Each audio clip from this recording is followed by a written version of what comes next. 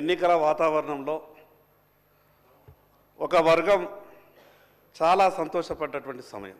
కామారెడ్డి సభలో BC declaration చేసిన తర్వాత స్వయానా దేవుడే భూమి మీదకి దిగొచ్చిండేమో, అందుకే మాకు 42% అమలు చేయడానికి రేవంత్ రెడ్డి గారి రూపంలో ఆ దేవుడే మాట ఇచ్చిండేమని అంతగానం సంతోషపడ్డారు అధ్యక్ష.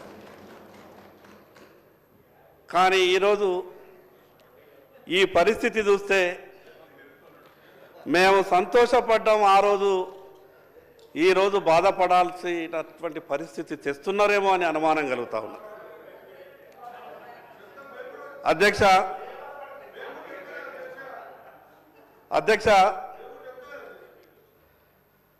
బీసీ డిక్లరేషన్ గురించి 42% స్థానిక సంస్థలలో రాజకీయ అవకాశం కొరకు ఆ ఒక్క విషయం మీదనే ఎక్కువ చర్చించే ప్రయత్నం చేస్తున్నారు.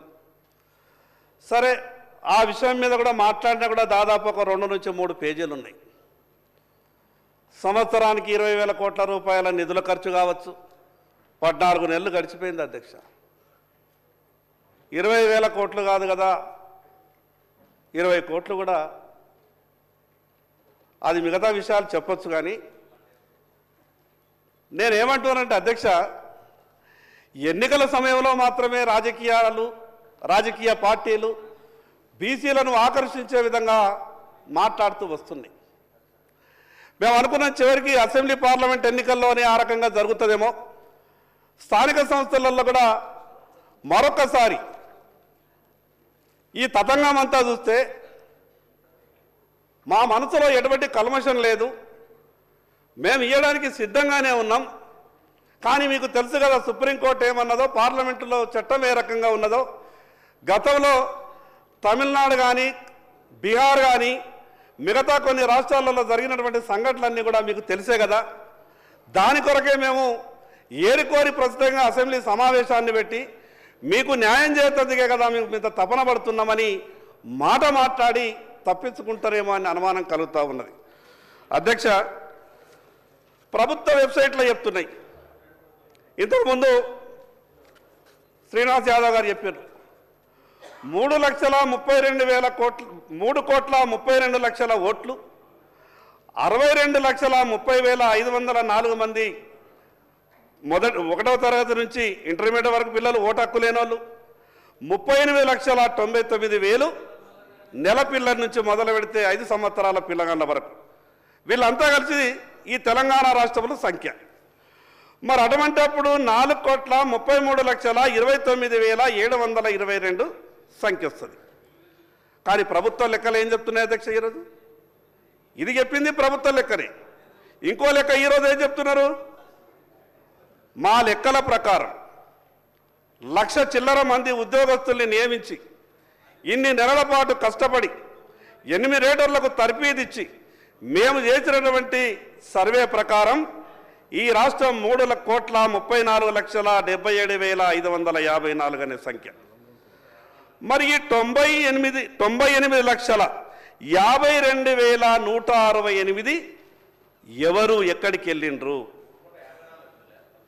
3,30,00,000 ఈ సంఖ్య తీసేస్తే 4,33,29,722 ఒక అధికారిక వెబ్సైట్లో ఉన్నటువంటి లెక్క. దాంట్లో 3,32,00,000 ఓటర్లు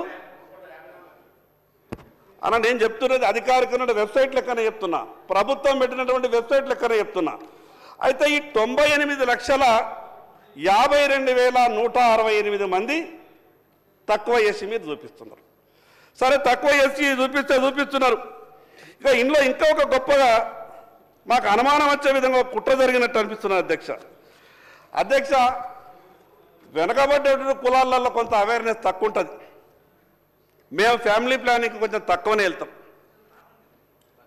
మా ఇంట్లో 2 పిల్లలు, 3 పిల్లలు, 4 పిల్లలు ఉంటారు అధ్యక్ష. కానీ మా జనాభా 14 ఏళ్లలో తగ్గిపోయింది అధ్యక్ష. అంటే 14 సంవత్సరాల నుంచి కాపురాలే జరుగుతలేవా? ఆ కుటుంబాలలో పిల్లలే ఉడతలేరా? అసలు ఈ సంఖ్యని ఏ రకంగా నిర్ణయించారు? నేను గౌరవ ముఖ్యమంత్రికి మీ ద్వారా విజ్ఞప్తి చేస్తున్నానంటే, మీరు మాట ఇచ్చిండ్రు ఏం తొందర పడకుండా స్థానిక సంస్థల ఎన్నికలు 6 నెలల తర్వాత పెట్టుకుని ఏం కొప్పలు మునిగేది ఏం లేదు. కానీ మీరు ఎక్కడ స్థానిక సంస్థల ఎన్నికల సమయంలో పెట్టకుంటే ప్రభుత్వానికి చెడ్డ పేరు వస్తుందనో మీకు వ్యతిరేకత వస్తుందనో బీసీలకు మాత్రం అన్యాయం చేసేటటువంటి ప్రయత్నం చేయకండి. ఒక పక్క మీ నాయకులు రాహుల్ గాంధీ గారు పార్లమెంట్లో నిన్ననే మీరంతా కూడా ప్రసంగం వినిండొచ్చు. ఎంత గొప్పగా మాట్లాడింది అధ్యక్ష, చాలా సంతోషం అనిపించింది అధ్యక్ష నాకు రాహుల్ గాంధీ గారి మాటలు వింటే. ఎక్కడ ఈ తెలంగాణ రాష్ట్రంలో అమలైపోతుంది అనుకున్నా, రేపే మా శాసనసభ సమావేశం ఉన్నది. వీళ్ళు మొత్తం కూడా లెక్కంతా పెట్టి రాహుల్ గాంధీ గారి మాట విని తెలంగాణ రాష్ట్రంలో అమలు చేస్తారేమో, నా బీసీలంతా కూడా సంతోషపడతారు, మా ఇన్ని సంవత్సరాలు మా బీసీలకు జరిగినటువంటి అన్యాయం అంతా దూరం అయిపోతుందేమని నేను చాలా సంతోషపడ్డాను. కానీ అధ్యక్ష ఇక్కడ జరుగుతున్నది ఏంటిది? పార్లమెంట్లో రాహుల్ గాంధీ గారు మాట్లాడినటువంటి మాటకు తెలంగాణ రాష్ట్రంలో జరుగుతున్నటువంటి తీరుకు ఎక్కడ కూడా పొంతల లేనట్టు అనిపిస్తూ ఉన్నది. అధ్యక్ష, మాకు జరుగుతున్నటువంటి అన్యాయం అంతా ఇంత కాదు అధ్యక్ష. మేము ఏం పాపం చేసుకున్నామో అధ్యక్ష, మాకు రాజకీయ పార్టీల దగ్గర టికెట్ల కాడికి వెళ్ళి మా పంచాయతీ మొదలవుతుంది. మొదలంటారు అధ్యక్ష, ఈ జనాభాలో సగం ఉన్నటువంటి మీకు ప్రతి పార్లమెంటులో సగం సీట్లు ఇవ్వాల్సిందే, మీరు గట్టిగా పనిచేయండి, మీ వెనుక మేమున్నామంటే మేమున్నామంటారు అధ్యక్ష. ఎట్లయితే ఎన్నికలు సమీపిస్తాయో అప్పుడు సమావేశాలు అయిన తర్వాత అంటారు, లేదు లేదు సగం కాదు కానీ పార్లమెంటుకు 2 సీట్లు మాత్రం గ్యారెంటీ ఇస్తాం, మీరు మేమీ ప్రిపరేషన్లలో ఉండరని చెప్తారు. ఇక చివరికి నామినేషన్ల దగ్గరికి వచ్చంటే ఇక కాదు, కొద్దిగా అడ్జస్ట్ అయితే లేదు, ఒత్తిళ్లు ఉన్నాయి, ఆ 15-20 సీట్లు ఇస్తారు అధ్యక్ష రాష్ట్రం మొత్తం మీద. ఇక దాంట్లో కూడా ఏమి ఇస్తారు అధ్యక్ష? హైదరాబాద్లో 5 సీట్లు ఇస్తారు. ఆ హైదరాబాద్లో రాహుల్ గాంధీ గారు కానీ రేవంత్ రెడ్డి గారు కానీ ఎవరు నిలిచినా కూడా గెలిచేటటువంటి పరిస్థితి ఉండదు. కానీ అటువంటి సీట్లని మాకు అప్పగిస్తారు అధ్యక్ష, మాకు అప్పగిస్తారు అధ్యక్ష. నేను ఉదాహరణ చెప్తున్నాను, ఏ పార్టీ అయినా మాట్లాడతలేను. పరిస్థితి ఏంటంటే 5 హైదరాబాద్లో ఇస్తారు మాకు సీట్లు, కోటా నింపుతారు అధ్యక్ష. మా పార్టీ బీసీలకు ఇన్ని సీట్లు ఇచ్చింది అధ్యక్ష. ఎక్కడనైతే గెలవలేమో అక్కడ మాత్రం మీరు కోటా నింపడానికి బీసీలకు సీట్లు ఇస్తారు. మరి ఈ రకంగా మీ ఆలోచన ఉంటే ఈరోజు జనాభాలో దాదాపు 60% ఉన్నటువంటి బీసీలకు న్యాయం ఎక్కడ జరుగుతుంది అధ్యక్ష? ఎట్లా జరుగుతుంది అధ్యక్ష? ఒక్కసారి ఆలోచించాలని మీ ద్వారా విజ్ఞప్తి చేస్తూ ఉన్నాను. మా బీసీ సహచార మంత్రి నాకు ప్రభాకర్ అన్న చూస్తే చాలా సంతోషం అనిపిస్తుంది. బాగా గట్టిగా మాట్లాడతాడు అధ్యక్ష, ఏ విషయం ఉన్నా కూడా గంటాపదంగా చెప్తాడు. పార్లమెంటు సభ్యునిగా పార్లమెంట్లో పోరాటం చేసిండు. ఈ తెలంగాణ రాష్ట్ర శాసనసభకి ఎన్నికైన తర్వాత మంత్రి అయినాక నేను సంతోషపడ్డా. అన్న బీసీ మంత్రి అయిపోయాడు, బాగా సహాయం దొరుకుతుంది, ఈ రాష్ట్రంలో ఉన్నటువంటి బీసీలందరికీ మంచి జరిగిపోతుంది, ఎవరినైనా ఎదిరించగలుగుతాడని సంతోషపడ్డా. కానీ ఇలా పరిస్థితి చూస్తే అన్న కూడా మెత్తగా పడ్డట్టు అనిపిస్తాడు అధ్యక్ష. అన్నకు కూడా ఏమైందో నాకు అర్థమైతే లేదు, అన్న కూడా మెత్తగా పడ్డట్టు అనిపిస్తున్నాడు. మాకు టికెట్లలో అన్యాయం జరుగుతుంది. తీరా ఎమ్మెల్యేలో అటో ఇటో పోతే కాంగ్రెస్ పార్టీలో 7-8 గెలిచింది అనుకుంటా బహుశా. తీరా మేమనుకుంటామంటే 7 గెలిచిండ్రు, ఈ 17 సగం అన్నారు కదా, 6-7 ఎట్లన్నా మంత్రులు అయిపోతారు అనుకుంటే. సరే అన్న, మేము బీసీ ముఖ్యమంత్రి అని ఆఖరి ప్రతిపక్ష నాయకుడు కూడా చేయలేక దయచేసి కాదు పదవి తెచ్చుకుంటే మేము కూడా సంతోషపడతాం. అందరం కూడా శాసనసభ పక్ష నాయకుడు బీజేపీది ఒక బలైన వర్గాలకు ఇచ్చేదని మీ పార్టీ మీ ప్రధానమంత్రి బీజేపీ అంటాడు, అట్లా అంటాడు. తప్పకుండా వీఆర్ హ్యాపీ. ప్రభాకర్ అన్నకు నేను ఒక చిన్న విజ్ఞప్తి చేస్తున్నా అధ్యక్ష. భారతీయ జనతా పార్టీ ఎంత గొప్పగా ఆలోచిస్తుంది అనంటే, ఈ దేశంలో ఏ రాజకీయ పార్టీ అన్నా మామూలు వ్యక్తులకు ముఖ్యమంత్రులుగా ప్రధానమంత్రులుగా అవకాశం ఇచ్చినటువంటి దాఖలాలు లేవు. ఈరోజు ఛాయ్ అమ్ముకున్నటువంటి బీసీని దేశ ప్రధానమంత్రిగా 3వసారి చేసినటువంటి ఘనత భారతీయ జనతా పార్టీది అధ్యక్ష. నేనేమంటున్నానంటే, దేశ రాజకీయాల గురించి ఈ అసెంబ్లీలో చర్చ పెట్టే కన్నా సార్, ఇప్పుడు మా సోదరులు ప్రభాకర్ గారు చెప్పినట్టు ప్రత్యక్షంగా కనబడతా ఉన్నారు, బలహీన వర్గానికి సంబంధించిన నాయకుడు ప్రసంగం చేస్తూ ఉన్నాడు. సరే, ఈ సందర్భం వారు ముందు సీట్లు వస్తారని ఆశించినాం అధ్యక్ష. సరే, అంతపూర్వకం బీజేపీ రాష్ట్ర అధ్యక్షుడు ఒక బలహీన వర్గాలకు సంబంధించిన మరి బండి సంజయ్ గారు ఉండే, ఎవరు తీసింది అధ్యక్ష? కాంగ్రెస్ పార్టీ వచ్చి తీసింది అధ్యక్ష. ఈరోజు బలహీన వర్గాలకు సంబంధించిన కేంద్ర మంత్రిగా ఉండే బండారు దత్తాత్రేయ గారు ఏమైంది అధ్యక్ష?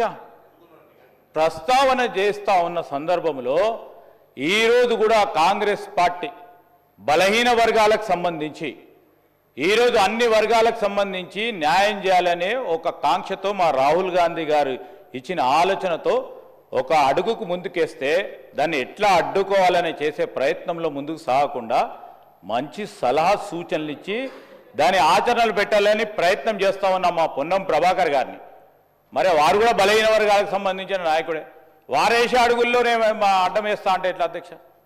దయచేసి మా సోదరులను కోరుతాను, ఆదిలాబాద్కు సంబంధించిన శాసనసభ్యులని చాలా బాగా మాట్లాడతారు అధ్యక్ష శాసనసభలో, మరి వారు ఇంకా ఎదగాలని ఆలోచన చేస్తాం. మేము ఒక బలహీన వర్గాల నాయకుడిగా ఇంకా ఎదగాలి, ఇంకా ముందుకు నడవాలి, ముందు మంచి ఆలోచనలు చేయాలి. ఆలోచన ప్రక్రియ మా అందరికి కూడా చెప్తారని మేము ఆశిస్తా ఉన్నాం అధ్యక్ష.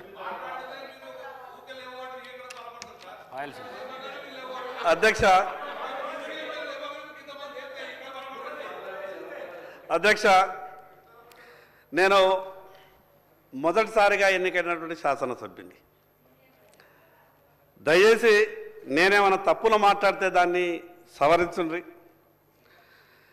మీ ద్వారా ప్రభుత్వానికి ఒక విషయం చెప్పదలుచుకున్నాం. సరే, ఎన్నికల సమయంలో రాజకీయ ప్రసంగాలు, ఓటర్లను ఆకర్షించడానికి రకరకాల వ్యవహారాలు అవి సహజంగా జరుగుతున్నాయి. కానీ నేనేమంటున్నానంటే ప్రజలు మీకు అధికారం ఇచ్చిండ్రు.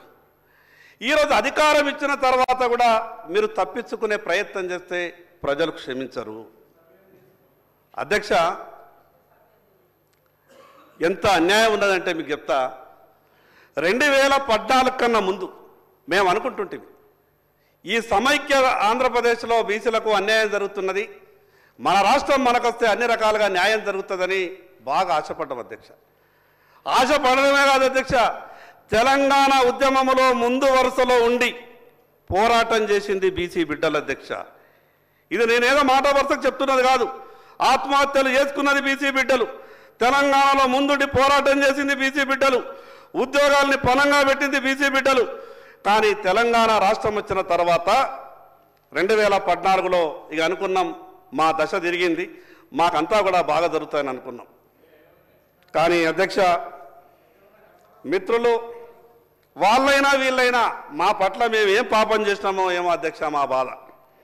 2014లో ఈ తెలంగాణ రాష్ట్రం వచ్చిన తర్వాత ఎంబీసీ అనే కార్పొరేషన్ ఏర్పాటైంది అధ్యక్ష. Most backward class. ఇక మా సోదరులు వాళ్ళు కూడా అనుకోరు ఏంటంటే బీసీలలో ఇంకా మేము వెనకబడి ఉన్నాం కాబట్టి మన తెలంగాణ మనకు వచ్చింది, ఎంబీసీ అనే కార్పొరేషన్ ఏర్పాటయింది, దానికి సంవత్సరానికి 1000 కోట్లు.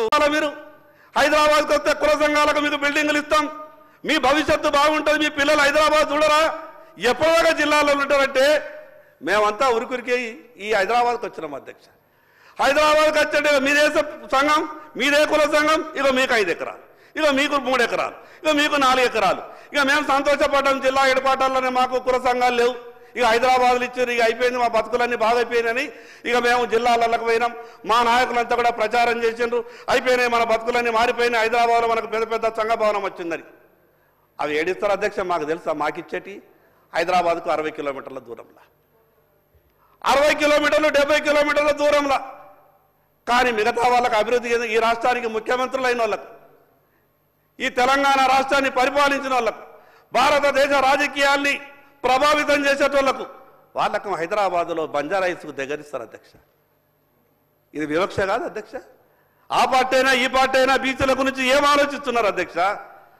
మరి ఎన్ని సంవత్సరాలు ఈ రకమైనటువంటి పరిస్థితులే ఉంటే కేవలం ఎన్నికల సమయంలో మాట్లాడతాం, మిగతా సమయంలో ఈ రకమైనటువంటి దారులు ఎన్నుకుంటామంటే మేము ఏ రోజు బాగుపడాలి అధ్యక్ష? అధ్యక్ష, ఈరోజు బీసీల పరిస్థితి అధ్యక్ష, నా నాయ బ్రాహ్మణ సోదరుడు బార్బర్ షాప్ పెట్టుకుంటా అంటే బ్యాంకులు లోన్లు ఇయ్యాయి అధ్యక్ష. నా రజక సోదరుడు ల్యాండ్రీ దుకాణం పెట్టుకుంటామంటే బ్యాంకులు లోన్లు ఇయ్యాయి అధ్యక్ష. కానీ హబీబ్ పెన్షన్ హౌజో లేదా మిగతా ఇంగ్లీష్ పేరు పెట్టుకొని డ్రై క్లీన్ షాప్ అంటే దానికి లోన్లు ఇస్తారు అధ్యక్ష. నేనేమంటున్నానంటే ఒక పక్క కుల వృత్తులను ఆదుకునే విధంగా ప్రభుత్వాలు చర్యలు తీసుకుంటాయి, మేము మీకు అండగా ఉంటాం, మీ అధైర్యపడద్దు, బీసీ కుల వృత్తులని ఆదుకునే బాధ్యత మాది అని గత ప్రభుత్వం మాట్లాడింది, ఈ ప్రభుత్వం కూడా మాట్లాడుతున్నది.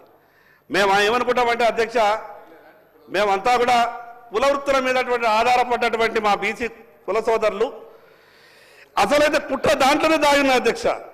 ఎప్పుడైతే కుల వృత్తులను ఆదుకుంటామని గొప్పగా చెప్పేటటువంటి ప్రయత్నం చేస్తున్నారో దాంట్లోనే అసలు కుట్ర ఉన్నది. వందల సంవత్సరాల నుండి మేము కుల వృత్తుల మీద ఆధారపడుతున్నాం.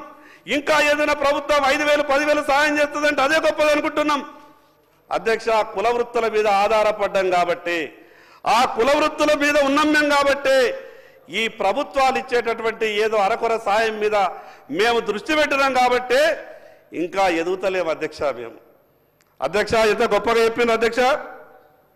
ఎందుకు ఇవ్వరు అధ్యక్ష? బీసీ ఎమ్మెల్యేలు కారా అధ్యక్ష? మరి ఈ 42, 46, 50% మాట అంటారు. నేను ఈరోజు ఉన్నటువంటి ప్రభుత్వం కాదు, గతంలో ఉన్నటువంటి ప్రభుత్వం కాదు, ప్రభుత్వాలు ఏవైనా సరే, ఈరోజు కాంగ్రెస్ ప్రభుత్వం ఉన్నది, రేపు ఇంకో పార్టీ ప్రభుత్వం వస్తుంది. ప్రభుత్వాలు ఏవైనా సరే ఈ శాసనసభలో మాట్లాడినటువంటి ప్రతి మాటకు విలువ ఉండాలా, ఈ శాసనసభలో చేసినటువంటి ప్రతి తీర్మానానికి ఒక విలువ ఉండాలా. కానీ ప్రభుత్వాలు ఏం ఆలోచిస్తున్నాయి అధ్యక్ష? తీర్మానం చేసి మేము చేతులు దులుపుకుంటామనే పరిస్థితికి ప్రభుత్వాలు ఆలోచిస్తున్నాయి. కానీ ఇది ఎట్లా సాధ్యమవుతుంది అధ్యక్ష? ఎవరు మమ్మల్ని కాపాడాలా? ఇక్కడ ఉన్నటువంటి ఈ ప్రభుత్వమే కదా, ఇచ్చిన మాట నిలబెట్టుకోవాల్సింది మీరే కదా. ఇంకో పక్క అధ్యక్ష, నేను ఈ మాట అంటే అక్బరుద్దీన్ గారు ఎక్కడ లేస్తారో అని భయం పడుతున్నది. अकबर भाई को मैं पहले बोल दूं, भैया अब थोड़ा सा सुनिए, मैं जो बोल रहा हूं ये लगा दिए पंचायत, पहले हम परेशान हैं. ముందేమన్నారు అధ్యక్ష? బీసీలు మీరు గాబరా పడకుర్రి, ముస్లింలకు ఇస్తున్నటువంటి రిజర్వేషన్లు కేవలం అవి విద్య కొరకే, మీ రాజకీయాలలో వాళ్ళు ఏమి రారు, మీ దగ్గరికి దరిదాపులలో ఏముండరు, మిమ్మల్ని ముట్టరు పట్టరు, మీరెందుకు పరిశాన్ అవుతారంటే మేము అనుకున్నాం అట్లనే ఉంటుందేమనుకున్నాం. ఇక ఏమైందల్లా అధ్యక్ష, ఇచ్చిన తర్వాత హైదరాబాద్లో బీసీ రిజర్వేషన్ ఉన్నటువంటి కార్పొరేటర్లు ఎవరైతున్నారో మీకు తెలుసు, మున్సిపాలిటీలో కౌన్సిలర్లు ఎవరైతారో తెలుసు. రిజర్వేషన్లు ఏమో బీసీలకు కూర్చుండేటోళ్ళేమో వేరే వాళ్ళు కుర్చీలో కూర్చుంటున్నారు. మరి ఇది ఎట్లా అధ్యక్ష? అసలు ఇంకోటి ఒక గొప్ప పదం తీసుకొచ్చారు అధ్యక్ష ఈరోజు ప్రభుత్వం, నాకు ఇది అర్థం కాలేదు అధ్యక్ష. ఈ బీసీలు అనేది కులాలు అనేది హిందువులలోనే కులాలు, ఇది కొత్తగా పదం తీసుకొచ్చిండ్రు. మరి నేనైతే ఇది ఎక్కడా చూడలేదు. హిందూ బీసీలు, ముస్లిం బీసీలు, ఇది ఎక్కడ పదం అధ్యక్ష? అసలు ఇది రాజ్యాంగం ఒప్పుకుంటుంది అధ్యక్ష? ఇటువంటి పదాలు వాడి ఈ రిపోర్టు మీరు బయట పెట్టి రేపు బీసీలకు ఎట్లా న్యాయం చేస్తారు అధ్యక్ష? హిందూ బీసీలు, ముస్లిం బీసీలు, అసలు ఈ రకంగా బీసీలు ఉంటారా? బీసీలు అనే పదం ఇది ఎక్కడైతే మీరు ఈ ప్రపంచంలో ఎక్కడ లేనటువంటి ఈ పదాన్ని మీరు జోడించిండ్రో ఇదొక్కటి రాలధ్యక్ష కోర్టులు కొట్టేటందుకు.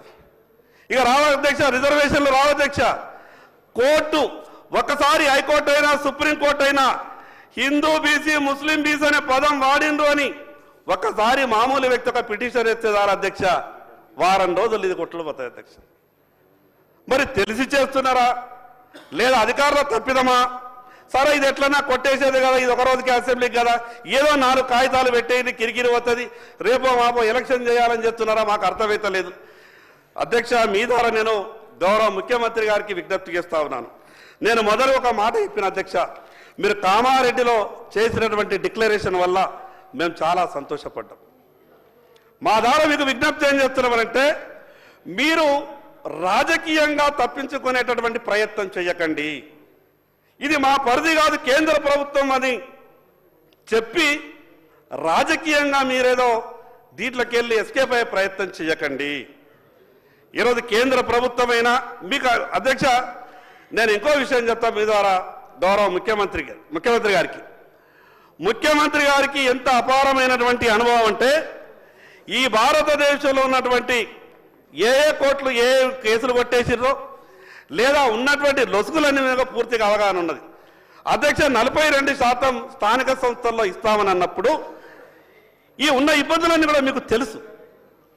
ఈ ఇబ్బందులు ఉన్నాయని తెలిసిన తర్వాత ఈ 14 నెలలలో మీరు చేయాల్సినటువంటి కార్యక్రమాలు చేయలేదు అధ్యక్ష. మీరు చేయాల్సినటువంటి కార్యక్రమాలు చేయని కారణంగా ఈరోజు స్థానిక సంస్థల పీరియడ్ అయిపోయింది, రేపో మాపో ఎన్నికలు. మీరు హడావిడి పడి ఈ రకమైనటువంటి తప్పుడు తడకలతోని నివేదిక తయారు చేస్తే దీన్ని కోట్లు కొట్టేస్తాయి అధ్యక్ష. ఇంకోటి అధ్యక్ష, ముఖ్యమంత్రి గారు ఒక మాట చెప్పారు, మేము ఇల్లుకి స్టిక్కర్లు అంటేసారు అధ్యక్ష, మా ఇంటికి 2 అంటేసారు. నేను చూసిన మా నీళ్ళు ఒకటే కాదురా బాబు 2 స్టిక్కర్లు ఎట్లయినాయంటే ఏమో సార్ అని అన్నారు. నేను అనుకున్నా మరి ఎక్కువ ఈయన చూపుతారేమో బీసీ జనాభా, నా ఇంటికే 2 చిట్టీలు అంటేసిందంటే మరి సంఖ్య మన పెరుగుతుందేమో అనుకున్నాం. కానీ ప్రభుత్వం పెట్టేటువంటి ఈ నివేదిక చూస్తే ఏమైంది అధ్యక్ష, మా సంఖ్య అంతా తగ్గిపోయింది. అధ్యక్ష నాకు ఒకటి అర్థమైతలేదు, అగ్రవర్ణాలది దాంట్లో కూడా చాలా పేదలు ఉన్నారు అధ్యక్ష, వాళ్ళని ఆదుకోవాలా. చాలా పేదలు ఉన్నారు, వాళ్ళని దాంట్లో ఆదుకోవాలా. ప్రభాకర్ మీరు మాట్లాడండి. నేను ముందే అధ్యక్ష నేను సభ్యులందరూ కోరుతా ఉన్నా అంటే 1931లో ఒక్కసారి కులకు సంబంధించిన ఒక సమాచారం సేకరణ, అది మన స్వతంత్రం రాకముందు దేశంలో మొట్టమొదటి రాష్ట్రం. ఇవల్ల ఒక కులానికి సంబంధించిన అన్ని రాష్ట్రంలో ఎవరెంత ఉన్నారు ఏందనే సమాచారాన్ని సేకరించినాం. దీనికి సంబంధించి నేను ముందు నుంచి కూడా సభలో కోరుతా ఉన్నా, ఏదైనా రోడ్ మ్యాప్ ఇవ్వడానికి మీరేం సజెషన్ చేస్తారో మీ పార్టీ తరఫున ఇవ్వండి. కానీ జనరల్ మొత్తం ప్రాసెస్ని క్రిటిసైజ్ చేసినట్టుగా ఇంటికి 2 స్టిక్కర్లు వేసి ఉంటే ఒకవేళ అటువంటిది నిజమైతే డెఫినెట్లీ ఆ ఆఫీసర్ మీద యాక్షన్ తీసుకుంటాం. కానీ మేము ఎక్కడ కూడా అటువంటిది జరిగింది అనేటువంటి ప్రశ్న కొంతమంది పెద్దలు శ్రీనివాసరావు గారు చెప్పినట్టుగా మా ముఖ్యమంత్రి గారు ప్రకటనలో చెప్పారు, జిహెచ్ఎంసీకి కొంత సంబంధించి ఏం చెప్పంటావు అధ్యక్ష, కొంతమందికి ప్రభుత్వ ఉద్యోగులు అయితే కుక్కలు వదిలిపెట్టిన వాళ్ళు కూడా ఉన్నారు. కొంత నష్టం, రకరకాల వ్యక్తులు రకరకాల స్వచ్ఛంద సమాచారం ఇచ్చినటువంటి వాళ్ళని సేకరించడం. చాలా మంది ప్రముఖులు ఈ రాష్ట్రంలో ఆదర్శవంతం అనుకుంటే వాళ్ళు సమాచారం ఇవ్వలేదు అధ్యక్ష. కాబట్టి ఆ విషయాల దగ్గరికి ఎక్కడికి పోకుండా గౌరవ సభ్యుని నేను ఏం కోరుతున్నా అంటే, ఇది రేపు రాజకీయంగా, విద్యాపరంగా, ఉపాధి పరంగా సమాజంలో గౌరవంగా తలెత్తుకి తిరగడానికి సంబంధించి ఒక డాటా మంచి క్షేత్రస్థాయిలో శాస్త్రీయ పద్ధతిలో అధికారులు చదువుకున్నటువంటి ఐఏఎస్ అధికారులు పర్యవేక్షణకు సంబంధించి బీహార్ వేరే రాష్ట్రంలో జరిగిన దానికంటే ఎక్కువ మార్పు చేసి నేను కూడా ప్రత్యక్ష సాక్షిని భాగస్వామిని అధ్యక్ష. నేను నా వర్గానికి న్యాయం వస్తే నేనేం మెత్తవలేదన్నా డెఫినెట్లీ మీరు తప్పకుండా గట్టిగా మాట్లాడతాం, జరిగినప్పుడు కూడా మాట్లాడతారంటే అవివేకంగా మారుతుంది. నేను కూడా ఇప్పుడు ఏమంటున్నా, మిమ్మల్ని దయచేసి గౌరవ బలహీన వర్గాల శాసనసభ్యుడిగా మీరు ముందు సీట్లో రావాలని కోరుకుంటూనే మీరు మీ పార్టీకి సంబంధించిన ఐడియాలజీ చెప్పండి. భవిష్యత్తు న్యాయం జరగడానికి ఒక రోడ్ మ్యాప్ ఇవ్వండి.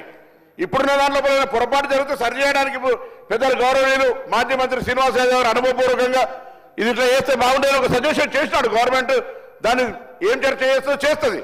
కాబట్టి దయచేసి మీరు మనం ఎలక్షన్ కమిషన్ అని చెప్పింది ఇంకా ఇప్పుడు వచ్చిన సమాచారానికి సంబంధించి మీరు ఎప్పుడైనా ఎక్కడైనా ఎట్లా దానికి చర్చ చేయమని చేద్దాం. కానీ దయచేసి దీనికి సంబంధించిన ఈ సమాచార సేకరణను ప్రశంసించకపోతే కనీసం సలహా సూచన చెప్తూ భవిష్యత్తు రోడ్డు మ్యాప్కు కొంత బలహీన వర్గాల గౌరవం పెరగడానికి మంచి మార్గము అన్వేషణ చేయమని చెప్పి కోరుతాను. ఇది అందరి విద్యా, ఉపాధి, సామాజిక, రాజకీయ, ఆర్థిక అనేక రకాల మార్పుకు ఒక తొలిమెట్టు. ఇవాళ నుంచి ప్రారంభమయ్యే ఈ మజిలీ ఈ యొక్క యాత్ర భవిష్యత్తులో చివరి బీసీ దాకా చేరడానికి మనమందరం ప్రజాప్రతినిధులుగా ఆ కార్యాచరణ తీసుకొని ఏ పార్టీలో ఉన్నా దానికి ఉపయోగపడే విధంగా మన యొక్క సలహా సూచన ఉండాలని ఆకాంక్షిస్తున్నారు అధ్యక్ష.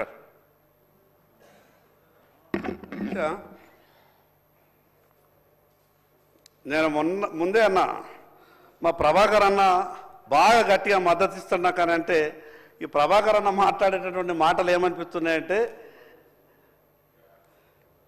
2 స్టిక్కర్లు అంటేస్తేనే అధికారుల మీద చర్యలు తీసుకుంటామన్నారు.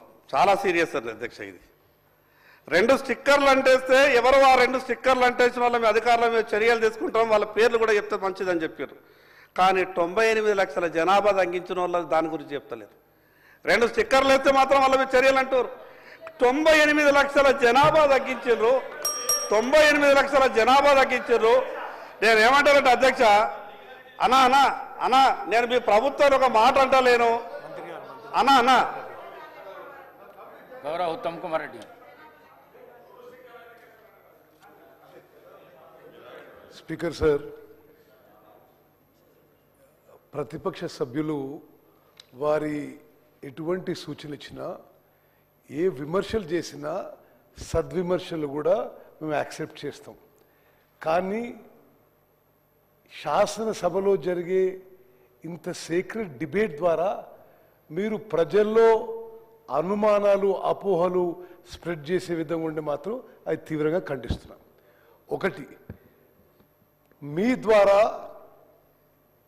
ఈ సభ సభ్యులందరికీ ఈ రాష్ట్ర ప్రజలందరికీ కూడా చాలా స్పష్టంగా తెలియజేస్తున్నాము. 10 ఏళ్ల పాటు వాళ్ళున్నారు, ఢిల్లీలో మీరు 10 ఏళ్ల పాటు ఉన్నారు. మీరు ఎక్కడన్నా బీసీ కులగణన మొదలుపెట్టినండి? మీరు ఏ బీజేపీ రాష్ట్రం మొదలుపెట్టినా? మీరు నరేంద్ర మోదీ గారు మొదలుపెట్టినా? మొదలుపెట్టలేదు. స్పీకర్ సార్, ఇదొక చారిత్రాత్మక మార్పు. భారతదేశం యొక్క చరిత్రలో సామాజిక న్యాయం కోసం ఇది కాంగ్రెస్ పార్టీ రాహుల్ గాంధీ గారి ఇనిషియేటివ్తో మొదలుపెట్టిన విషయం దయచేసి మీరు గుర్తుపెట్టుకోవాలి. మొత్తం ఎక్సైజ్ గురించి ముఖ్యమంత్రి గారు వివరంగా చెప్పారు.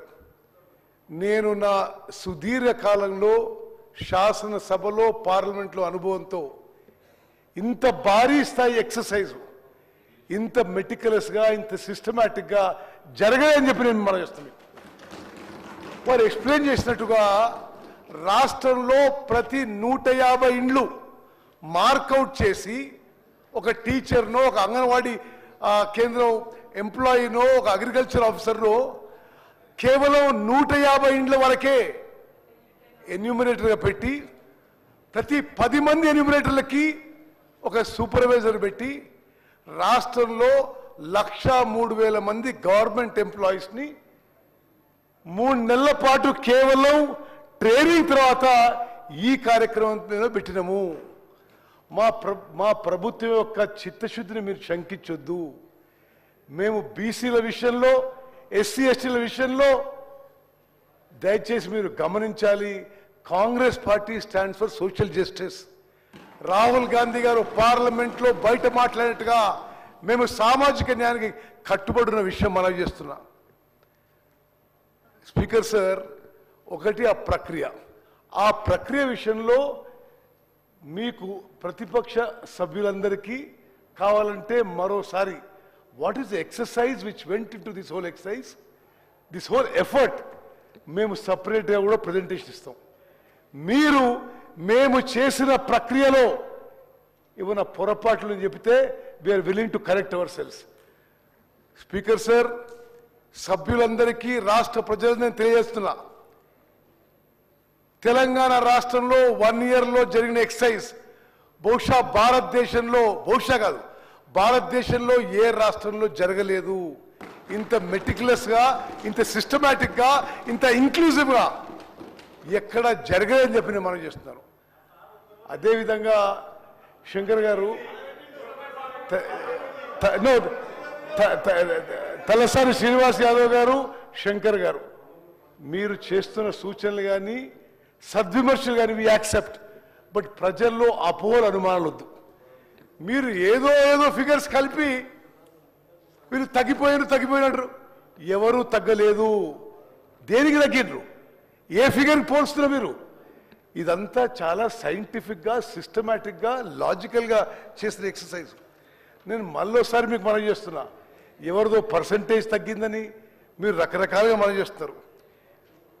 రాష్ట్రంలో ఎస్సీ పాపులేషన్కి 17.43% ఈ యొక్క మరి సోషియో ఎకనామిక్ సర్వేలో మరి వచ్చిన result. ST population 10.45%, BC population 56.33%, ఓసీలు 15.79%. మరి అదేవిధంగా మేము చేసిన ఈ సోషియో ఎకనామిక్ సర్వే ప్రకారం మరి మైనారిటీ పాపులేషన్ సుమారు 13%. నేను మీకు ఏం మనవి చేస్తున్నానంటే స్పీకర్ సార్, ఒకటి, ఈ ఎక్సర్సైజ్ అయితే అధికారులు మరి చాలా సిస్టమేటిక్గా ప్లానింగ్ డిపార్ట్మెంట్ ద్వారా రాష్ట్ర వ్యాప్తంగా చేయడం జరిగిందో, ఎస్, మా లెక్కల ప్రకారం రాష్ట్ర జనాభా 3,70,00,000. 3,70,00,000లో 3,54,00,000 మందికి ఇండివిజువల్ సర్వే జరిగింది. మేము వచ్చిన లెక్క ఫిజికల్గా లెక్క ఎంత వచ్చిందంటే 4,20,00,000 ఉండాలి, 5 కోట్లు ఉండాలంటే దానికి ఎవరేం చేయాలి? ఇది సిస్టమేటిక్గా మొత్తం రాష్ట్రంలో ప్రతి ఇంటికి మార్కింగ్ జరిగి, లిస్టింగ్ జరిగి, ఎన్యూమినేటర్స్ మార్క్ అయ్యి, ట్రైనింగ్ అయ్యి, ఇంటింటికి పోయి సర్వే. మరి ప్రతిపక్ష శాసనసభ్యులు మనం చేస్తున్న సెన్సస్లో కూడా బహుశా ఇంత సిస్టమేటిక్ జరగకపోయిండొచ్చు. ఈ ఫిగర్స్లో దయచేసి మీరు అనుమానాలు అపోహలు కలిగించొద్దు. మా ప్రభుత్వం సోషల్ జస్టిస్ పక్షాన, ప్రత్యేకంగా బీసీలకు సోషల్ జస్టిస్ చేయడానికి పూర్తిగా కట్టుబడి ఉన్నాము. రిజర్వేషన్స్ ఎంత పర్సెంటేజ్ చేయాలి తప్పనిసరిగా ఈ శాసనసభలో తీర్మానం చేసి పార్లమెంట్ పంపిద్దాం. మీరు షెడ్యూల్ 9లో పెడతాడు పెట్టండి. మరి దయచేసి మా ప్రభుత్వం తరఫున కాంగ్రెస్ పార్టీ పక్షాన మేము సిన్సియర్ ఉన్నాము, కమిటెడ్ ఉన్నాము. దయచేసి మీరు మా కమిట్మెంట్, మా సిన్సియరిటీ డౌట్ చేయవద్దు, ప్రజల్లో అనుమానాలు పెట్టొద్దని చెప్పి నేను మనం చేస్తున్నా. స్పీకర్ సార్, నేను మళ్ళా ఇంటర్వ్యూ అయితే అవసరం ఉంటే కానీ this is a massive meticulous systematic exercise. స్వతంత్ర భారతదేశంలో ఏ రాష్ట్రంలో, బీజేపీ పాలించిన ఏ రాష్ట్రంలో చేయలే. శంకర్ గారు, మీరు నరేంద్ర మోదీకి సలహా ఇవ్వచ్చు కదా, మొత్తం భారతదేశంలో చేయొచ్చని. మరి చేస్తలేరు వాళ్ళు. మరి 10 ఏళ్ల పాటు వాళ్ళు పరిపాలించారు, వాళ్ళు చేసినరా? వాళ్ళు చేయలేదు. మేము ఒక స్పీకర్ సార్ మా ప్రియతమ నాయకుడు, లోక్సభ ప్రతిపక్ష నాయకుడు రాహుల్ గాంధీ గారి ఇన్స్పిరేషన్తో సోషల్ జస్టిసే ధ్యేయమని ముందుకు పోతున్నాము. చాలా మెటిక్యులస్గా ఈ మొత్తం ఎక్సైజ్ చేయడం జరుగుతుంది. అంకెలపై అనుమానం చేస్తే మరి మీకు మొత్తం అసలు ఎక్సర్సైజే దాన్ని డెఫర్ చేయాలంటారు, పోస్ట్పోన్ చేయాలంటారు. ఇది చాలా సిస్టమేటిక్గా సీరియస్గా చేసిన ఎక్సర్సైజ్. ఈ అంకెలు జెన్యూను. దయచేసి తగ్గింది అంటారు. దేన్ని పోల్చి మీరు తగ్గింది అంటున్నారు? What are you comparing with? ఇది జెన్యూన్ ఫిగర్స్.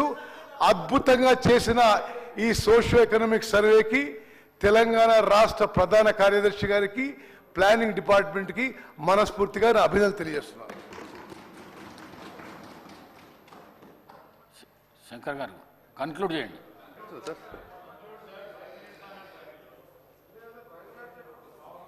గౌరవ మంత్రివర్యులకు నేనేం తప్పుడు చెప్పలేదు అధ్యక్ష. నేను ప్రభుత్వ వెబ్సైట్లో నుంచి మాత్రమే తీసుకున్నా. ఇంకొకటేమో ప్రభుత్వం ఇచ్చినటువంటి లెక్క తీసుకున్నా. రెండుంటి కంపేర్ చేసి చెప్తున్నా. మంత్రి గారు ఏమంటారు ఒక మాట, లేదు మేము ఎక్కడా కూడా తగ్గించలేదు అనే మాట మాట్లాడుతున్నాడు. అధ్యక్ష, నాకు ఒకటి తెలియకడుగుతున్నా. 2014లో ఉన్నటువంటి సంఖ్య 2024కు వచ్చే వరకంటే 21 లక్ష తగ్గింది. ఇది తప్పు కాదా? ఒకటే నిమిషం. ఐఎమ్ సారీ మిమ్మల్ని ఇంటర్వ్యూ చేస్తున్నా. 2014 ఏ సంఖ్య అంటుండే నేను? 2014లో జాతీయ స్థాయిలో సెన్సస్ జరిగిందా? 2014లో ఏ ఫిగర్స్ కోట్ చేస్తుందో చెప్పాలి. దానికి ఏ అథారిటీ ఉంది, ఏ డాక్యుమెంట్ ఉంది, దయచేసి చెప్పాలి. మనం చేస్తున్నాం. అది కూడా చెప్తా అధ్యక్ష, అది కూడా చెప్తా మీకు. అధ్యక్ష, తెలంగాణ రాష్ట్రం వచ్చిన తర్వాత ప్రభుత్వం ఏ పార్టీది ఉన్నదనేది పక్కకు వెళదాం. ఆ రోజు ప్రభుత్వం చేసినటువంటి డాక్యుమెంట్ వెబ్సైట్లో ఉన్నది. ఇది నాకు వ్యక్తిగతంగా ఇవ్వలే, వెబ్సైట్లో ఉన్నది, ప్రభుత్వ అధికారిక వెబ్సైట్లో ఉన్నది. నేనేమంటున్నానంటే ఇది ప్రభుత్వ అధికారిక వెబ్సైట్లో ఉంది. ఆ రోజు ప్రభుత్వం ఏది ఉన్నదనేది కాదు, ప్రభుత్వమే కదా, ఆ రోజు ఉన్నటువంటి ప్రభుత్వమే కదా చెప్పింది. ఈ రోజు ప్రభుత్వమే, ఆ రోజు ప్రభుత్వమే. సార్ నేను దయచేసి ఆయన దగ్గర ఉన్న రికార్డు ఏ ఆధారంగా చెప్తా ఉన్నారో, ఎక్కడి నుంచి వచ్చింది రికార్డు? గత ప్రభుత్వం ఆ రోజు whether they have made A public document చేసిన అధ్యక్ష, శాసనసభలో పెట్టినరా అధ్యక్ష? ఈరోజు శాసనసభలో పెట్టినరా? దానిపైన చర్చ చేసిండ్రా? దానికి లీగాలిటీ ఏంది, దానికి శాంక్టిటీ ఏంది? దానికి శాంక్టిటీ లేదు, లీగాలిటీ లేదు. డాక్యుమెంట్ పట్టుకొని ప్రజలను పక్కదారి పట్టించే ప్రయత్నం చేయకండి. మీరు బయట రెండు పక్షాలు ఒకటి కావచ్చు, లోపల కూడా అదే విధంగా ప్రస్తావన చేస్తే ఎట్లా అధ్యక్ష? శంకర్ గారు, ఇప్పుడు శంకర్ గారు ప్లీజ్ కన్క్లూడ్ చేయండి. అయిపోయింది 10 నిమిషాలు. ప్లీజ్. ఇప్పుడు ఎల్ఏ మంత్రి గారికి నేను చెప్పేంత గొప్పవాడిని కాను, కానీ వెబ్సైట్ ఇది గవర్నమెంట్ వెబ్సైట్, ఇది నాది కాదు, గవర్నమెంట్ వెబ్సైట్. గవర్నమెంట్ ఇచ్చినటువంటి ఆ వెబ్సైట్లో నుంచి తీసుకున్నటువంటి లెక్కనే నేనేమంటున్నానంటే, ఉత్తమ్ కుమార్ రెడ్డి గారు మాట్లాడుతూ ఏమన్నారంటే, మీరు అనవసరమైనటువంటి అనుమానాలని ప్రజలకు తలెత్తే విధంగా మాట్లాడుతున్నారు అని అంటే బాధ అనిపించి చెప్తున్నా అధ్యక్ష. బీసీలు 2014లో ఒక లెక్క ఉంటే 2024లో ఒక నిమిషం స్పీకర్ సార్, 2014 ఏం కెలివి మేమెక్కడ చూడలేదు. ఇవి మీరు ఎక్కడి నుంచో ఫిగర్ చెప్తే ఎట్లా? 2014లో నో ఫిగర్స్. మీరు 2011లో జాతీయ సెన్సెస్ కోట్ చేయండి, 2017 కోట్ చేయండి. మీరు 2014లో ఏ ఫిగర్స్ గురించి మాట్లాడుతున్నారు? మీరు లేని ఫిగర్స్ చూపెట్టి ప్రజల్లో అనుమానాలు సృష్టించొద్దని చెప్పి విజ్ఞప్తి చేస్తున్నా.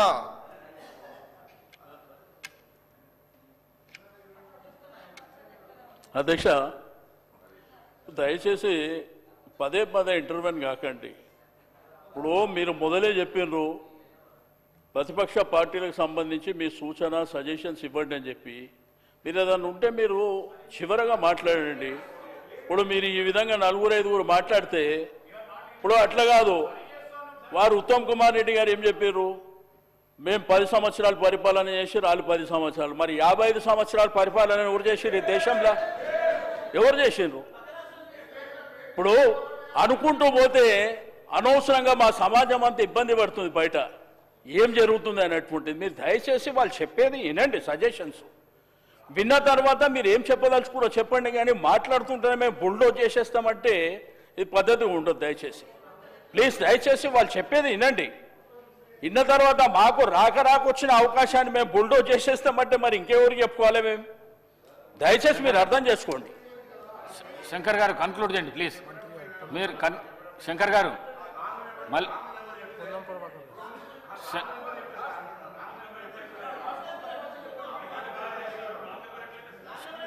శంకర్ గారు ప్లీజ్ కన్క్లూడ్ చేయండి. చెప్పిందే చెప్పకండి, ప్లీజ్ కన్క్లూడ్ చేయండి. ఓకే అధ్యక్ష, నేనేమంటున్నానంటే అధ్యక్ష, మీ ద్వారా ప్రభుత్వానికి నా విజ్ఞప్తి ఏంటంటే, ఈ పంచాయతీ అంతా ఏమధ్యక్ష, మేము ఎంతున్నామో మాకు అంత కావాలనేది మా కోరిక. ఈ పంచాయతీ మేము ఎంతుంటే మాకు గంతే ఇవ్వమంటున్నాం అధ్యక్ష, మాకు ఇంత కూడా ఎక్కువద్దు. కానీ ఉన్న సంఖ్యనే తగ్గించి చూపించి ఈ రకంగా మాయ వేసే ప్రయత్నం చేస్తే మాకెట్లా న్యాయం జరుగుతుంది? దీనికి ప్రభుత్వమే కదా సమాధానం చెప్పాలా? మిగతా వాళ్ళు ఎవరు చెప్పగలుగుతారు దీనికి సమాధానం? నేను అందుకే మీ ద్వారా గౌరవ ముఖ్యమంత్రి గారు ఈ విషయం మీద స్పష్టత ఇవ్వాల. 2014లో ఉన్నటువంటి ఓసీల సంఖ్య 2014లో ఉన్నటువంటి ఓసీల సంఖ్య 8% ఉంటే 24లో 13.5% ఎట్లయితుంది? మేము ఎందుకు తగ్గినాం, మిగతా వాళ్ళు ఎందుకు పెరిగిండ్రు? తగ్గితే తగ్గిండొచ్చు, ఎందుకు తగ్గినామనైతే మాకు తెలవాలి కదా అధ్యక్ష. 14 ఏళ్లలో మా బీసీల సంఖ్యనే ఎందుకు తగ్గింది, మిగతా వాళ్ళ సంఖ్య ఎందుకు పెరిగింది, ఏ కారణం చేత పెరిగింది? ఈ జనాభాలో సగభాగం ఉన్నటువంటి బీసీల సంఖ్యనేమో తగ్గిపోయింది. మాది కనిమరుగుతున్న జాతులు అధ్యక్షమై, మాది పీవీటీజీ గ్రూపుల కిందకి పోతున్నాయి అధ్యక్ష మా జాతులు. మిగతా వాళ్ళ సంఖ్య ఎందుకు పెరిగింది? మేము అనేది టెక్నికల్గా ఇది ఎక్కడ తప్పు జరిగింది? ఇంత పెద్ద కార్యక్రమం చేస్తున్నప్పుడు ప్రభుత్వంతో తప్పుడు జరగచ్చు. గౌరవ ముఖ్యమంత్రి గారు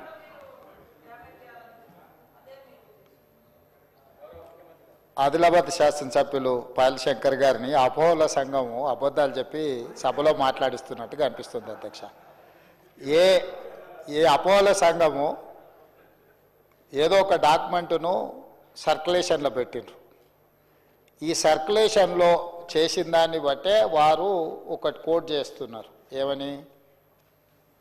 జనాభా హౌస్ హోల్డ్స్ టోటల్ పాపులేషన్ వచ్చేసి సెన్సెస్ 2011లో 3,50,03,674 ఉంటే ఐహెచ్ఎస్ అంటే వీళ్ళు ఇంటెన్సివ్ హౌస్ హోల్డ్ సర్వే చేసినప్పుడు 3,68,76,544 అని. అంతేనా పాలశంకర్ గారు? మీరు మీరు చెప్పింది ఇదేనా? అది ఏ పేజీలో ఉంది అని అంటే మరి పేజీ నెంబర్ ఇక్కడ లేనట్టుంది. కానీ అట్లనే కొంచెం అట్లా లోపడికో మిత్రమా, ఒక శాంటిటీ మళ్ళీ అడుగుతా. అదే దాంట్లో కొంచెం ముందుకెళ్తే కాస్ట్ వైజ్ పాపులేషన్ అని ఒక పేజీ ఉంటుంది. సీరియల్ నెంబర్ దీంట్లో లేదు కానీ ఒక్కసారి అది 33 పేజ్ నెంబర్ 33.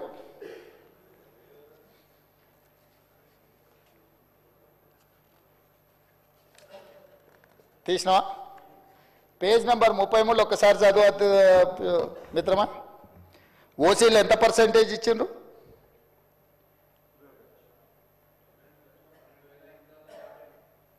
పర్సెంటేజ్ ఓసీ అని 21%.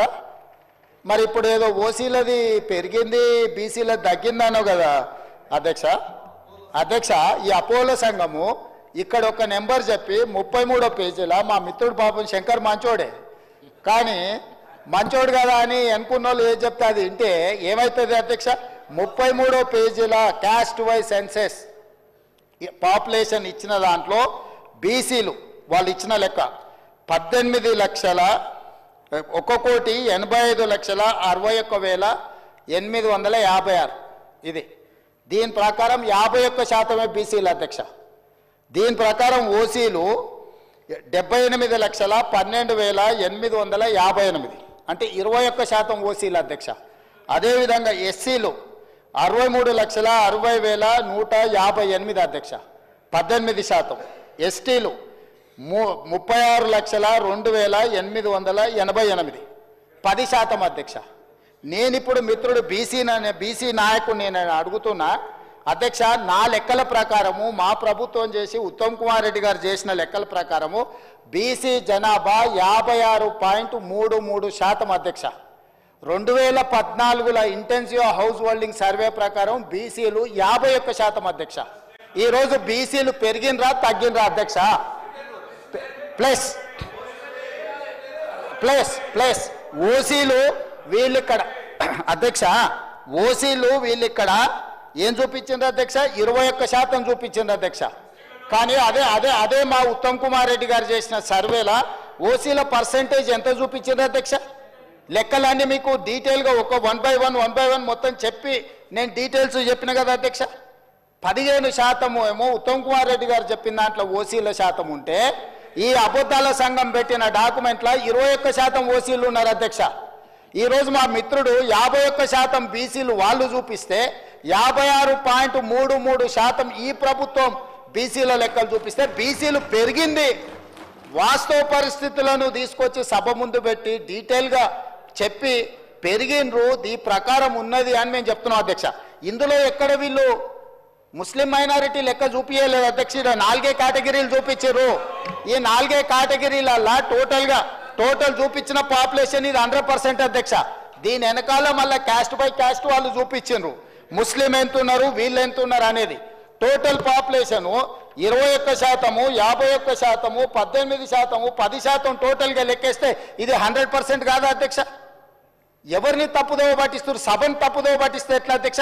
రెండవ పాయింట్, ఈ డాక్యుమెంట్కి 10 సంవత్సరాలు ఒకవేళ ఇది అఫీషియల్ డాక్యుమెంటా కాదా అక్కడ ఉన్న మంత్రివర్గంలో పనిచేసిన మంత్రులు చెప్పాలి. పెద్దలు శ్రీనివాస్ యాదవ్ గారు చెప్పినా నాకు అభ్యంతరం లేదు, లేకపోతే ఆ పక్కన హరీష్ రావు గారు, తారక రామారావు గారు ఇది అఫీషియల్ డాక్యుమెంట్ ప్రభుత్వ నివేదిక అని ఒకవేళ వాళ్ళు చెబితే దీని మీద చర్చ చేద్దాం అధ్యక్ష. ఒకవేళ ఇది అఫీషియల్ డాక్యుమెంట్ కాదు మాకేం సంబంధం లేదని వాళ్ళు చెప్పిండ్రంటే దీని ప్రస్తావనే తీసుకోవాల్సిన అవసరం లేదు అధ్యక్ష. కాబట్టి దయచేసి మిత్రుడు పాయల శంకర్ గారికి నా సూచన, ఈరోజు ఈ ప్రభుత్వం ప్రతి 150 కుటుంబాలకు ఈరోజు ఇంటింటికి తిరిగి ఒకవేళ 2 స్టిక్కర్లు వేసినా, 1 స్టిక్కర్ వేసినా అంటే 2 సార్లు ముందు జాగ్రత్తగా ఎమ్మెల్యే గారు అని భయపడేమన్నా 2 స్టిక్కర్లు అతికించిన అధ్యక్ష బాగా పనిచేసిందని అభినందిస్తాడేమని. ఈరోజు ఇందులో మేము ఏదైతే చెప్తున్నామో 100% మేము ఇది ఓన్ చేసుకుంటున్నాం అధ్యక్ష, మేము బాధ్యత తీసుకుంటున్నాం. ఈరోజు ఇందులో మేము ప్రకటించే ఈరోజు ఇందులో ఏదైతే మేము సమాచారాన్ని ఇచ్చినామో 100% మా ప్రభుత్వ అధికారులు ఇల్లు తిరిగి పూర్తి స్థాయిలో సమాచార సేకరణ చేసి ఆ సమాచారం ఇచ్చేస్తున్నాం అధ్యక్ష. అదేవిధంగా మిత్రుడు శ్రీనివాస్ యాదవ్ గారు కూడా మాట్లాడేటప్పుడు నేను విన్నా, సరే ఇక దాని మీద పెద్ద చర్చ చేయొద్దనుకున్నా, కానీ ఇంత ఎక్స్టెన్సివ్ సమగ్ర కుటుంబ సర్వే చేస్తే మేము చేసిన ఈ ఇల్లు తిరిగి చేసుకొచ్చిన సర్వేల అధ్యక్ష పాల్గొన్న వాళ్ళ గురించి పేర్లు చెప్తా అధ్యక్ష. ఈ సర్వే 50 రోజులు జరిగింది, ఒక్కరోజు కాదు. ఇండ్ల దగ్గర కూడా వెళ్ళారు. Kalvakuntla Chandrasekhara Rao garu MLA Gajwel, Kalvakuntla Taraka Rama Rao garu MLA Sircilla, Tanneeru Harish Rao garu MLA Siddipet, Padma Rao garu MLA Secunderabad, Palla Rajeshwar Reddy MLA Secunderabad, Pochampally Srinivas Reddy MLC మన అదొకటి. అదేవిధంగా అధ్యక్ష, అదేవిధంగా మా మిత్రుడు పాయల్ శంకర్ గారికి కూడా తెలవాలి, శ్రీమతి డికే అరుణ మహబూబ్ నగర్ ఎంపీ.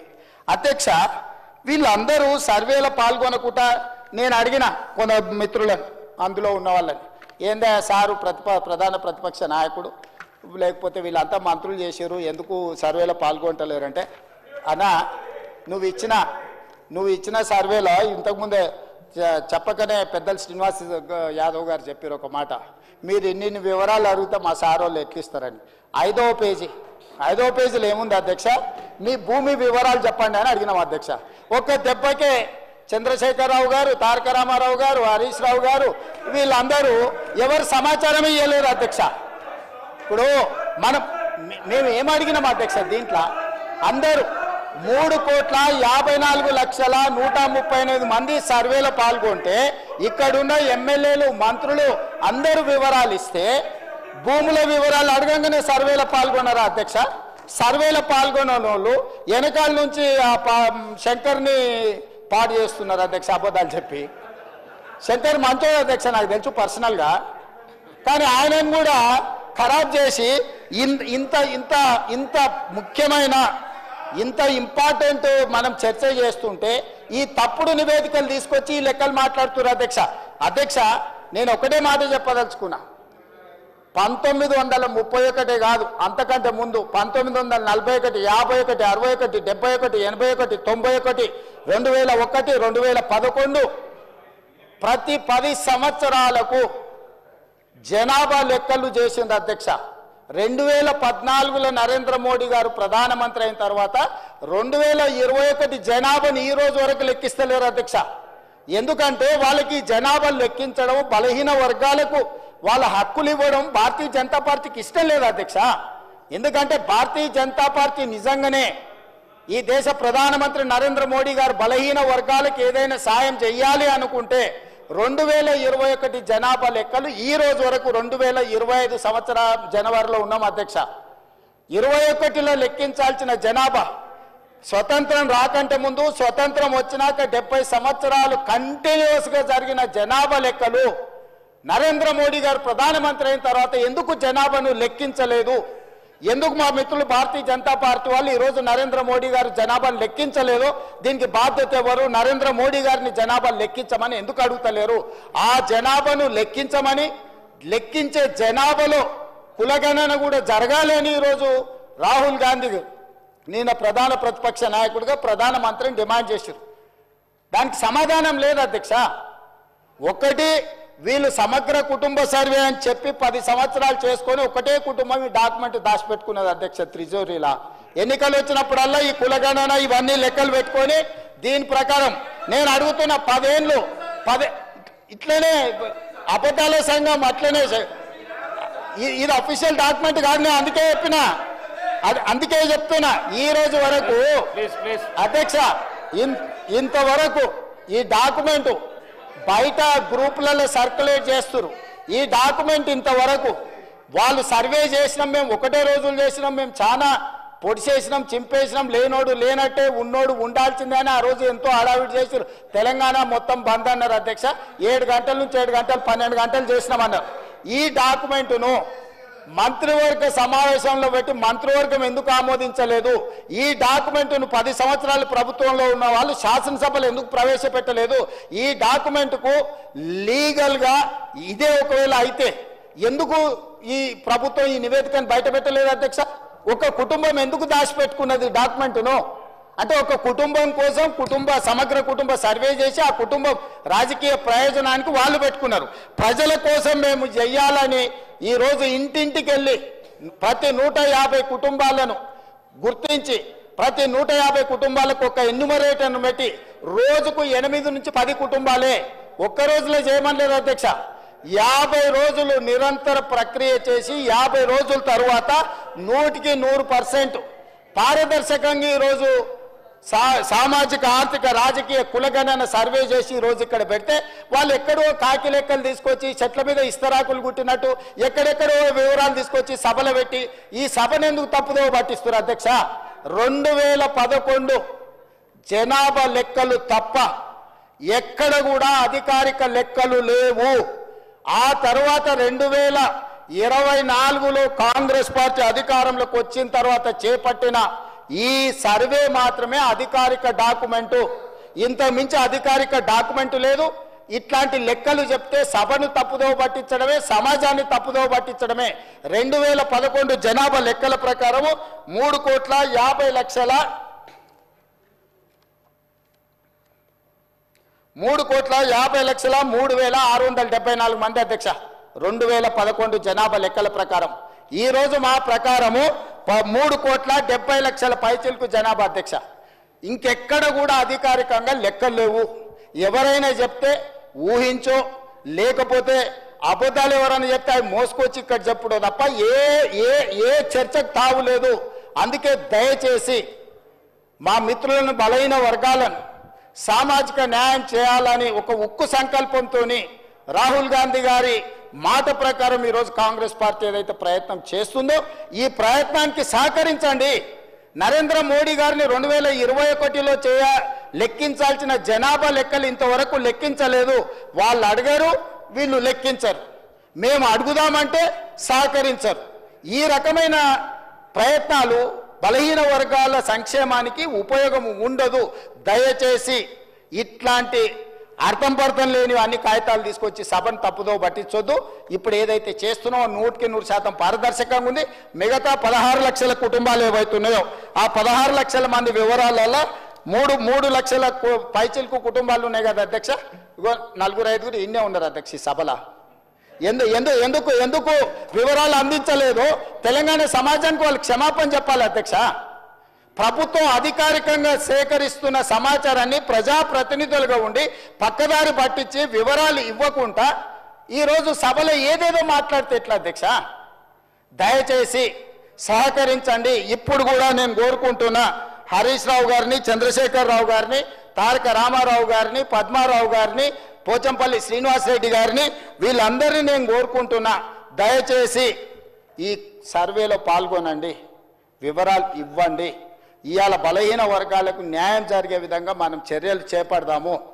ఇన్ని సంవత్సరాల ఆలస్యమైనా కనీసం ఇప్పుడైనా వాళ్ళ కోసం పనిచేద్దాము. ఇక 42% రిజర్వేషన్ గురించి మా మిత్రుడు శ్రీనివాస్ యాదవ్ గారు అన్నారు. నేను ఒక మాట సూటిగా వారికి సమాధానం నేను చెప్పదలుచుకున్నా. చట్టపరంగా 42% రిజర్వేషన్ ఇవ్వాలి అని అంటే రాజ్యాంగ సవరణ జరగాలి. కానీ రాజకీయంగా వినండి రాజకీయంగా ఈ వేదిక మీద నుంచి నేను మాట ఇస్తున్నా. మా పిసిసి అధ్యక్షుడి గారితో నేను మాట తీసుకొని వచ్చిన అధ్యక్ష. మా పిసిసి అధ్యక్షుడు మహేష్ కుమార్ గౌడ్ గారిని నేను అడిగిన, ఒకవేళ చట్టపరంగా 42% ఇవ్వడానికి అవకాశం లేకపోతే పార్టీ పరంగా రేపు జరగబోయే స్థానిక సంస్థలలో కాంగ్రెస్ పార్టీ 42% సీట్లు ఇస్తామని చెప్పినాం అధ్యక్ష. ఇవాళ మేము సిద్ధంగా ఉన్నాం. మీరు సిద్ధంగా ఉన్నారా? నేను ఇవాళ సూటిగా అడుగుతున్న బీఆర్ఎస్ను, బీజేపీని, మా పార్టీ 42% రేపు జరగబోయే స్థానిక సంస్థల ఎన్నికలలో 42% సీట్లు మా పార్టీ ఇస్తుంది. ఇది మా కమిట్మెంట్. మీ రెండు పార్టీలు నేను సవాలు విసురుతున్నా, మీరు రాండి, ఈ వేదిక మీద నుంచి మాట ఇవ్వండి, 42% ఇద్దాం. చట్టాన్ని సవరించే చట్టంలో ప్రొవిజన్ వచ్చినప్పుడు చట్ట ప్రకారం ఇద్దాం. ఈ రోజు రాజకీయంగా నైతికంగా మనం కట్టుబడి ఉండి 42% బలహీన వర్గాలకు సీట్లు ఇద్దాం. మీకు చిత్తశుద్ధి ఉంటే ముందుకు రాండి అని చెప్పి నేను వారికి సూచన చేస్తున్నా అధ్యక్ష. ఈ వీడియో మీకు నచ్చినట్టయితే లైక్ చేయండి, 10 మందికి షేర్ చేయండి. అలాగే కామెంట్ల రూపంలో మీ అభిప్రాయాలను మాతో పంచుకోండి. Nationalist hub group of channels ను సబ్స్క్రైబ్ చేసుకుని తెలుగునాట జాతీయవాద జర్నలిజాన్ని ప్రోత్సహించండి. ఈ వీడియో కింద ఉన్న బెల్ ఐకాన్ పై క్లిక్ చేయడం మర్చిపోవద్దు.